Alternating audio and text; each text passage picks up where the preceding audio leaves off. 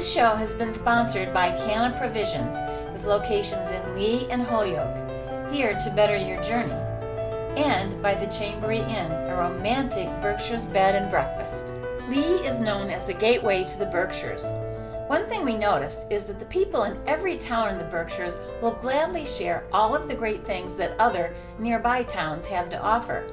But Lee has much to offer all on its own, as we soon discovered. We're here at Joe's Diner with Shelley Heather Earl. Joe's became Joe's Diner in 1955 by Joe Santartino. Him and his family ran it for several years, 40. Wow. And all his kids worked here. Their picture up there. Oh, really? Shows all his kids that worked here. Another Joe ran it, but he had passed away after 12 years. And then I bought it 9 years ago.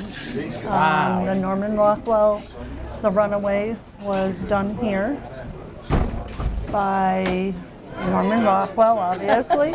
Here, place in Pittsfield, and another place. He took all the paintings and pictures and made one big painting over it, which is up there. 30 years later, the Kid and the Cop came back and brought it here and made it more like the spot here. And it looks like lots of people come, local people come a A lot of tourists, a lot of locals come out. Yeah, they love to eat at Joe's Diner. And so tell us what you serve. Breakfast, lunch, and dinner. We just reduced our hours till 5 at night, but we get a lot of morning people.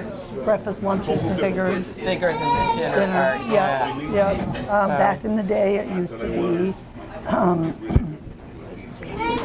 swamped, 3 shifts. They were open all day, 24 hours they used to be open. They had meal tickets, which they would come in and with a meal ticket from all the different local mills. Yeah. There were 7 of them, I believe, and they would all eat here. So, that is really very interesting. Yeah. They made a lot of money on that. And so This place was crazy then. And did you two grow up here? No, we did not. No. I came over from Shelburne Falls, and I just said to her, "Hey, you want to buy a diner with me?" And we just came over. Wow. Picked up ourselves and families and came over here. That is really... My fiance works in the kitchen. That's my sister. My son used to work here, so we kept it kind of family. Still family. Yeah. Oh, wow. Look what we've got coming down. Oh, that looks good. Breakfast. Breakfast. For you. Oh, that's even better. Yeah, There's a lot of mills that are closed.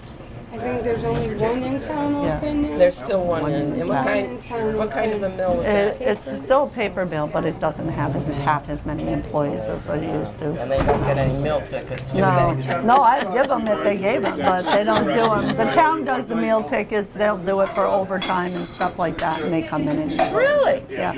Oh, that's good. Yeah. Wow. So listen, thank you very much. We feel it's a pleasure to be here. Yeah. So Well, it's a we're pleasure gonna to go have you. enjoy our breakfast. All right, before it gets cold, because pancakes are gross cold. Uh-oh. In April of 2021, Pew Research Center found that 91% of U.S. adults are on board with marijuana legalization. The U.S. cannabis industry is expected to reach $32 billion in annual sales in 2022 and now supports 428,059 jobs. During our visit to Canna Provisions in Lee, Mass., John explained some of the history behind the cannabis industry. Tell me about your operation here. How do you grow everything? Tell me that everything. We have a grow. We produce our own strain of cannabis. It's all just smash hits. That's our store brand, of which we're very proud. But we do sell other providers of cannabis as well. Okay. Everything that we sell has to be, of course, produced here in the state. Okay. And then, it is meant to be consumed here in the state as well. Okay. We have a wide variety of products, things that you can smear on, eat, smoke, enjoy in many different ways. Cannabis is useful in treating pain. It doesn't really remove the pain, it just makes it so that it's less forward in your thinking, and it makes it easier to just ignore. What do you know about the history What about of the the use history? of cannabis? The earliest, when I was taught the neat things I needed to know to get this, they said that the earliest written reference for burned cannabis was found in an 8,000-year-old Sumerian tomb. Wow. Yeah, so cannabis has been a part of the human condition for pretty much as long as there's been humans. Right. And I like to point out to people that pharmacology is at best 300 years old, but healing is a 50,000-year-old art form. Yes, absolutely. And 150 years ago, if you went to any doctor anywhere with any ailment, it's likely you got cannabis. Really? Yeah, because that's basically all they had. You know, you could chew the bark of black willow for some pain relief to get acetylsalicylic acid, but most of the stuff they go, take a tincture here, you know. Yeah. And you might not feel better, but you won't feel worse. You know? And a lot of medicine back in, 150 years ago was like, we're trying to make them as comfortable as possible. Right. And it wasn't until, I think the 90s, like 96, when California said it's fine to be a medical patient. And that kind of opened the door for people to say, well, maybe it isn't as bad as all that. Right. And the more people use and enjoy it, the more they realize that it had a lot of benefits. And then they began to pester their legislators to, hey, maybe we should fix this. In California, was the first place to say, okay, it's legal for you to possess it and to grow it, which is one of the big benefits. Is that you can make your own medicine. Right. Now, there was a time in history when cannabis was considered no. That's It was true. called, it was 1937, I believe, the Right. Cannabis Exclusion Act. Yeah, there was a big to-do around what a horrible drug that was. Yep. So what do you know about that? Well, I'm pretty sure it was based on keeping brown people down. Really? Yeah, because the cannabis was brought to the United States by Mexican workers Oh, okay. and people from the Caribbean who came here involuntarily. When the same problems exist then that exist now, the entrenched population doesn't like the arrival of them, and they instructed their legislators to do what they could to protect us from them. And one of the things that they decided to do was to criminalize cannabis use. Okay. And so that set in motion that long period of time where the cannabis was socially prohibited. Yeah. And became ingrained in the society that cannabis was bad. In California, it was the first place to say, okay, it's legal for you to possess it and to grow it, Right. which is one of the big benefits. Is that Right. you can make your own medicine. Right. Can you get addicted to cannabis? Physical addiction is not really, there will be no physiological triggers that make it go, I want to smoke some weed. But there are mental aspects of chronic use that can be problematic. Right. But that could be, like I eat too many Cheerios. Right. All I drink is orange juice. Sugar, probably less addictive than yeah. sugar. Yeah, sugar. And incidentally, dental caries were unknown in society until the sugar industry grew. Oh, yeah. Don't even get me started on sugar. But anyway, yeah, that's, and then once the door sort of cracked open, other people began pressuring people to recognize cannabis. Interestingly, the Israelis have among the best information about medical cannabis because it was never illegal. Oh, wow. Yeah. And the many good cannabis medicinal strains originated in Israel. Okay. Well, thank you so much for talking to You're us very today, welcome. and It's it's been very my pleasure. informative. I hope you had a good time, learned a little bit. Absolutely. Good. Thank you. You're welcome. We're talking to Meg Sanders, who is the CEO, right? That's correct. Of Canna Provisions. So you have a really interesting background. Tell us a little bit about that. Well, I don't know how interesting it is, but I have, I'm a mom. I've got 2 kiddos. I started in cannabis in 2009 in Colorado and grew a business there until about 2017. Then moved out here to the East Coast to do some consulting work, and we got tapped on the shoulder by one of our clients to please operate this business here in Lee, Massachusetts in the Berkshires. And we decided to do it, and so myself along with my partner Eric Williams, we started Canna Provisions, and here we are in this amazing little town cranking. In Colorado, I had a pretty good role in working on the legislation, the rulemaking for medical to adult use, and so that was really a lot of my work there. I keep asking to get more involved here in Massachusetts just because I do have a lot of experience with the cannabis business side, Right. Rules and regs, how to stay compliant, what are the concerns people should have, what are we wasting our time on here with regards to enforcement, those kinds of things. So Okay. hopefully I get tapped on the shoulder here at some point to help with that. Oh, that's excellent. Well, thank you so much for talking to us today. Thanks for coming to visit us. I'm so thrilled you're here in Lee, and I hope the rest of your Western Mass journey goes really well. And welcome to the Berkshires. Thank you very much. You're We're loving welcome. it. Thank you. We're here today with Olia Healy, one of the owners with her husband of the Chambery Inn in Lee, a beautiful inn. Thank you. What do you know about the history of the building? Chambery has a lot of French history related here. That's where the name is coming from. So it used to be a parochial schoolhouse, the first one, in fact, in the Berkshires. The first 5 nuns who came to teach here were actually from Chambery, France. So that's how the name came together. So they came here in 1885. So they actually, came right behind the Chambery. There's an old train station. So we traveled by ship and by train. So 5 original nuns, and just 2 of them, I believe, spoke English at the time. Wow. So, but yeah, just 5 of them came to teach 6th grade here, 6th grades. And so the school existed up until 1989. Okay. So, and then it just became, I think, too small. So, and they built a new school, and this schoolhouse suite was actually scheduled for demolition. But local family saved the building, moved it to a new location. Originally with no plan whatsoever.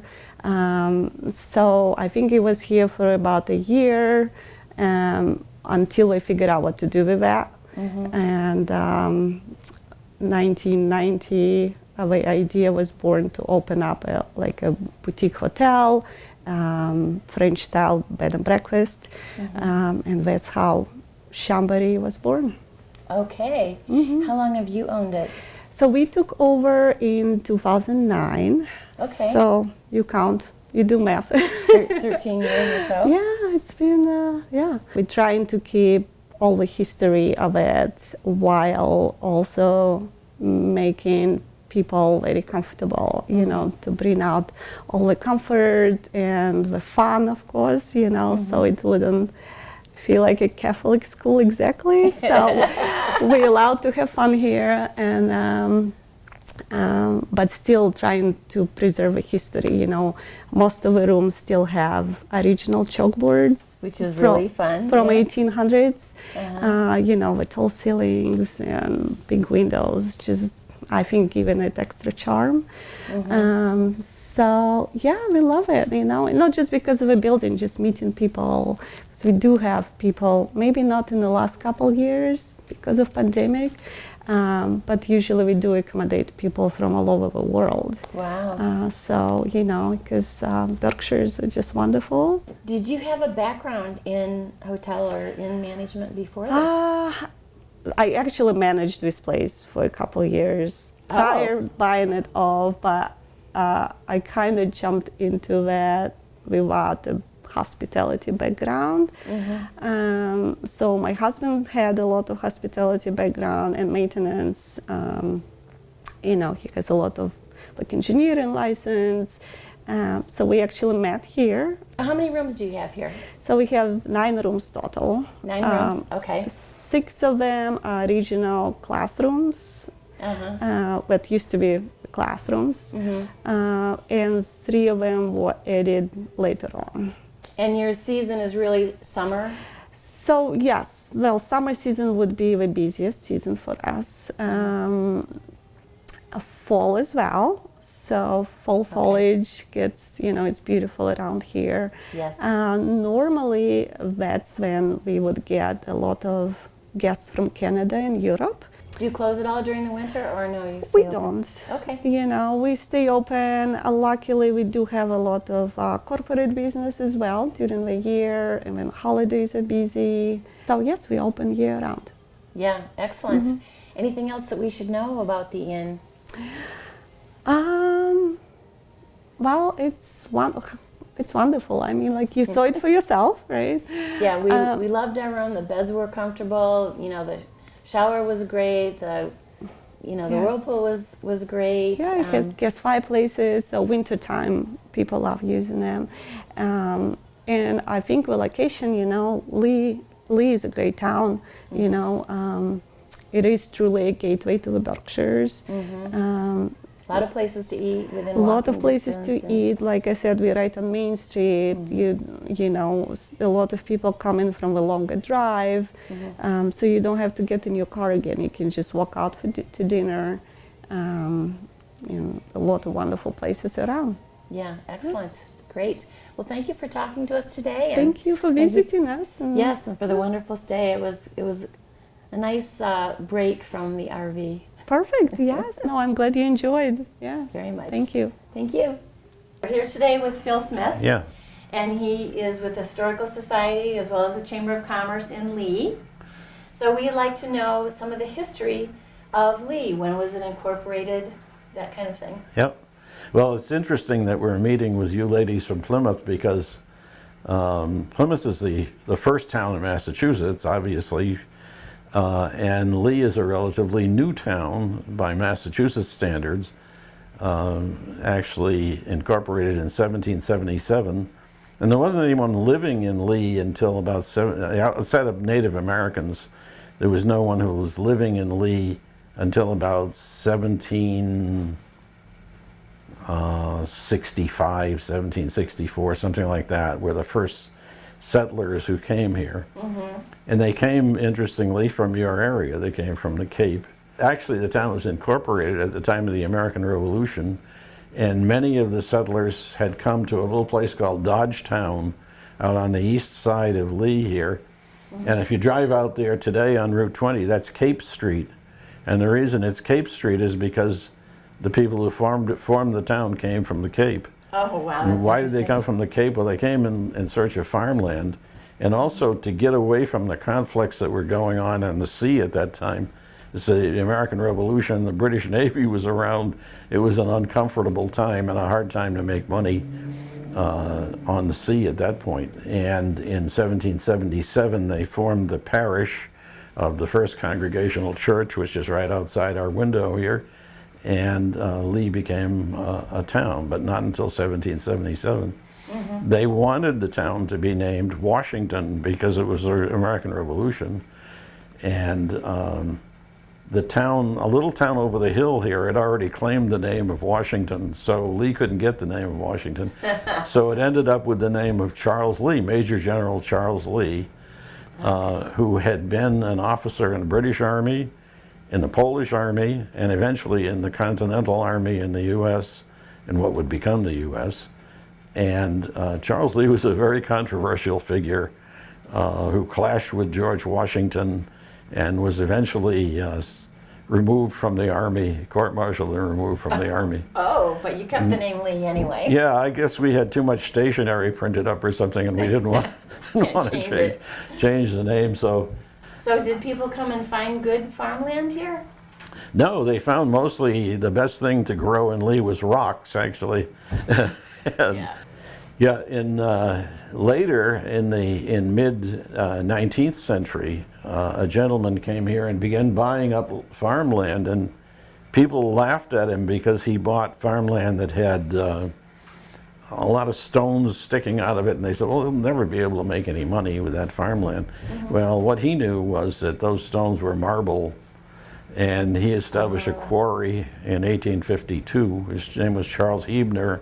Marble was one of the main industries of Lee, starting in 1852. The paper industry was formed much earlier than marble. 1806 was the first paper mill in Lee. And to put that into perspective, Thomas Jefferson was president of the United States at the time the first paper mill was formed. So paper really became the first big industry in Lee. They kind of searched around for an industry that would work for them. One of the things that really made paper, this a great place for paper industry, is the presence of a lot of pure water. The industry used water for power, and it also used water for processing.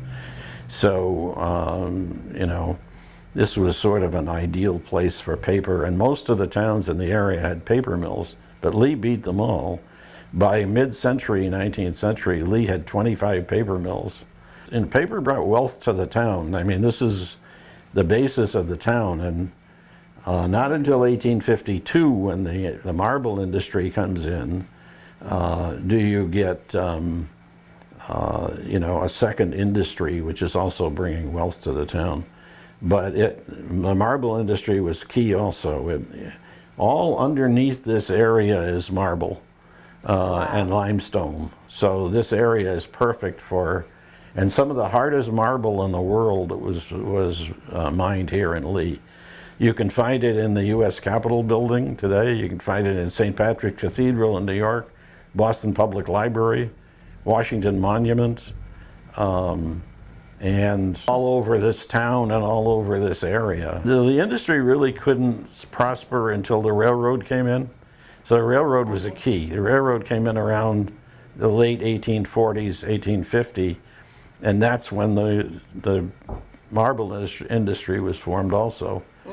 Well, thank you so much, Phil, for telling us about Lee. It sounds like a great little town, and we can't wait to explore. I could go on for several more hours if you wish, but Wait, probably not. Thank you. Here we are at High Lawn Farm with Sarah Spencer, and she's going to tell us a little or a lot about the farm and the ice cream. So this is High Lawn Farm. We've been in business for over 100 years. The state's been here for even longer. Next year it'll be our 100th year making, bottling, and distributing our own milk. We are a 100% Jersey farm. So all of our cows we milk here. We milk about 115 cows, purebred Jerseys. They have the best, creamiest milk. All of our milk we use to make ice cream and cheese right on the premises. And we sell all of those goods here at the farm in our Farmstead Creamery store. The cows and the barns are pretty unique. We milk with robots, so Really? The cows get to milk themselves. How is that possible? So we have these fancy collars on each and every one of them, and they know when they need to get milked, kind of just like humans do. And so they go and line up in the back, and they line up and wait to get milked. The robot can scan their udders, and it knows where to attach to the teats. And that collar tells the robot which cow it is, how much they weigh.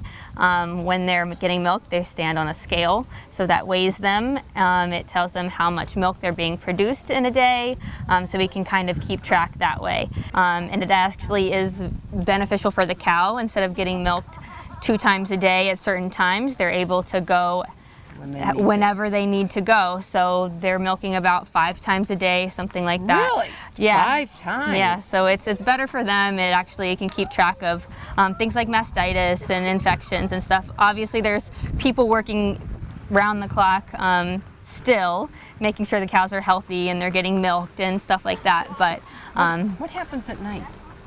So they still get milked every night. If something happens with the robots, there are farm workers that are on call that are there to service the robots in case something goes wrong or a wire. And it detects if they have an infection or anything? Yep, yeah, if something's wrong with the milk, it'll discard that milk and notify whoever. Wow. Yeah. Wow, that's amazing. Yep.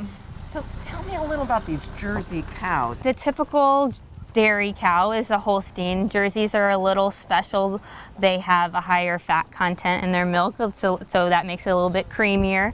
And the unique thing about Hylon is you can actually trace most Jersey cows back to this farm. Marjorie Wild was a huge innovator in Jersey genetics, and she really built the genetics to what it is and the herd to what it is today for the farm. Wow. So the Wild family, specifically Marjorie Wild, started the Jersey operation here. She wanted to use Jersey cows and she thought they were superior, and so we are still using her innovation and stuff today, her genetics. Still in the family today. The Wilds still run, own the farm, so it's still a family run operation. Yep. We started the store about 3 years ago. So we kind of, during COVID, we wanted people to be able to come in, get their milk, get their ice cream safely without going to big grocery stores. We're also selling third-party products, so it's kind of like a little local market, a little store, a little farm stand that you can buy local goods to support we're supporting other producers in the area, in New England. We sell other people's cheese too. We're supporting other Do you make local. some of the cheese? Yeah, so all the Hylon cheese is made here on premises in our processing plant. We age the cheese here in another facility. We're making some really good products for sure. And I hear you've got special ice cream. We do. We have great ice cream. It's very creamy. It's very good. It's a hit in the summer for sure, or year round. Are you open year round? We are open year round, 7 days a week. 7 days a week. Yes, wow. ma'am. Yep. When a cow is just born, we have them by themselves until they build up enough immunity, and they're getting bottle fed at that time. So they're by themselves. Once they get a little older, they can get moved into a group pen to learn how to live with other cows, how to behave, and then after they're in these group pens, they go out to pasture until they're ready to be in the milking barn and start producing milk. We hand bottle feed every single calf. They're probably bottle fed for the first week, and then they get moved on to buckets. We bucket train them, and so we'll put milk in a bucket and kind of get them to learn how to drink from a bucket instead of a bottle. But it is super important that immediately they get the nutrients that they need once they're born. The cool thing about that clock tower is it has the original clock mechanism in the tower, so it's only one of two of those in the world. So, and it gets hand cranked every week to be accurate. Yeah, for the clock to be accurate. Oh, look at this. Oh my gosh. Oh, reversing direction. Yeah. Oh my gosh. Yeah, picking up there, yep. Well, hi. What do you want? You want to eat my thing?